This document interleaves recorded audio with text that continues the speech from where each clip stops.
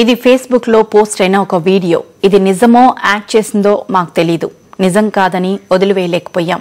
ఒకవేళ నిజమైతే ఒక కూతురు ప్రాణం పోతుందేమో అనే భయంతోనే ప్రసారం చేస్తున్నాం. ఇది నిజమని తెలిసిన వాళ్ళు ఒక్కరైనా ఈ వీడియో చూసినా స్పందిస్తారని ప్రసారం చేస్తున్నాం. సాక్షి కూడా ఈ వీడియో అబద్ధం అయి ఉండాలని ఆశిస్తోంది.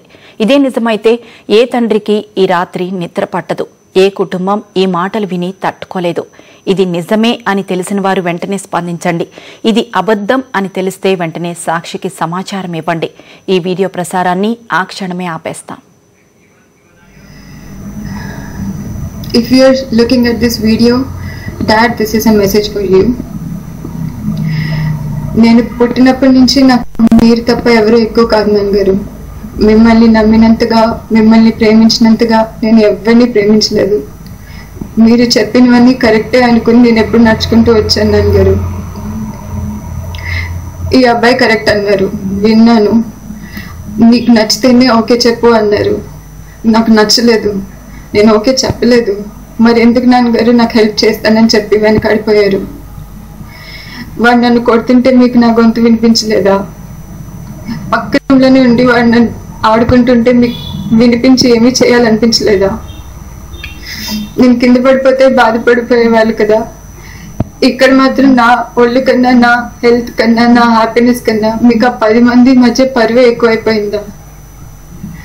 పెళ్లి రోజు కూడా వాడు నన్ను ఈడ్చి కొడుతుంటున్నప్పుడు నేను పెళ్లి ఫోటోలకి నవ్వట్లేదని మీరు బాధపడ్డారు, కానీ వాడు నన్ను కొడుతున్నందుకు బాధపడకుండా నన్ను అక్కడికి వెళ్ళి చచ్చిపోమన్నారు కదా నాన్నగారు. నేను ఇక్కడి నుంచి వాడు నన్ను రోజు రేపు చేస్తున్నా మీ పక్క రూమ్లోనే. మీకేమీ అనిపించలేదు నాన్నగారు, కానీ రాంచీకి వెళ్ళిపోయి చచ్చిపోమన్నారు నన్ను. నాకన్నా వాడే ఎక్కువైపోయాడు మీకు. 20 ఏళ్ళు మిమ్మల్ని దేవుళ్ళ చూసుకున్నాను నాన్నగారు. మీకోసమే పెళ్లి కూడా ఒప్పుకున్నాను కదా నాన్నగారు. ఒక 2 రోజులు ఒంట్లో బాగాలేదనే కదా 2 రోజులు నేను రూమ్లోకి వెళ్ళను అని చెప్పాను. దానికి కూడా నన్ను ఈడ్చి కొట్టి రూమ్లోకి పంపించారు. నన్ను బజార్దాన్ని అంటూ నన్ను నిజంగా బజార్దాన్ని చేసేసాను.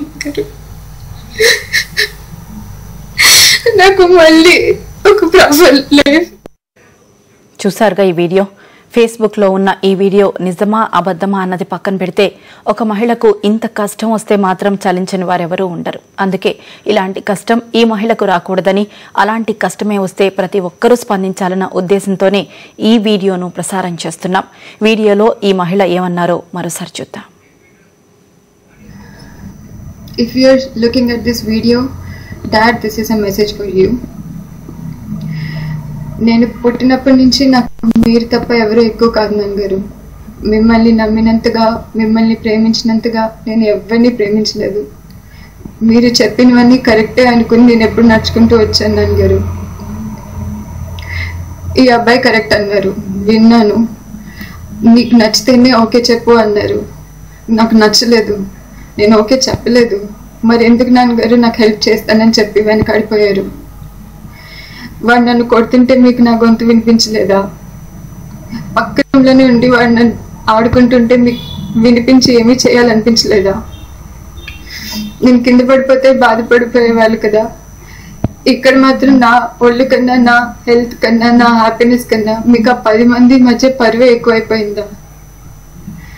పెళ్లి రోజు కూడా వాడు నన్ను ఈడ్చి కొడుతుంటున్నప్పుడు నేను పెళ్లి ఫోటోలకి నవ్వట్లేదని మీరు బాధపడ్డారు, కానీ వాడు నన్ను కొడుతున్నందుకు బాధపడకుండా నన్ను అక్కడికి వెళ్ళి చచ్చిపోమన్నారు కదా నాన్నగారు. నేను ఇక్కడి నుంచి వాడు నన్ను రోజు రేపు చేస్తున్నా మీ పక్క రూమ్లోనే. మీకేమీ అనిపించలేదు నాన్నగారు, కానీ రాంచీకి వెళ్ళిపోయి చచ్చిపోమన్నారు నన్ను. నాకన్నా వాడే ఎక్కువైపోయాడు మీకు.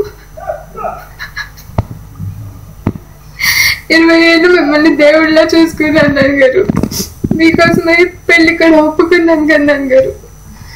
ఒక 2 రోజులు ఒంట్లో బాగాలేదనే కదా 2 రోజులు నేను రూమ్లోకి వెళ్ళను అని చెప్పాను. దానికి కూడా నన్ను ఈడ్చి కొట్టి రూమ్లోకి పంపించారు. నన్ను బజార్దాన్ని అంటూ నన్ను నిజంగా బజార్దాన్ని చేసేసాను. నాకు మళ్ళీ ఒక ప్రాపర్ లైఫ్